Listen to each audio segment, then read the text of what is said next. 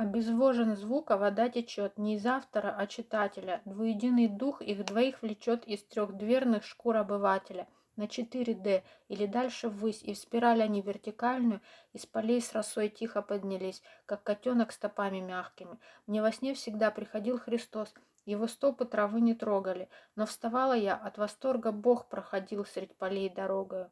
Часто так во сне я была трава, или вровень с ней, одинокая, обезвожен звук, так что ты права, что стихи мои многоокие. Sounds dehydrated, but waters flow, not from the author, but the reader, and attracted by two spirit of them both, from the 3D skin of the Philistine to the 4D or further into the breadth, in a spiral they go vertical, quietly arise from the dew of fields like a kitten with soft feet going. Christ has always come to me in my dreams, and his feet did not touch the grass. But I woke up with the delight that God took his road among the fields.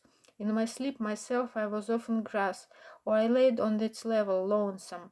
The sounds dehydrated, so you are right, multifaceted are my poems.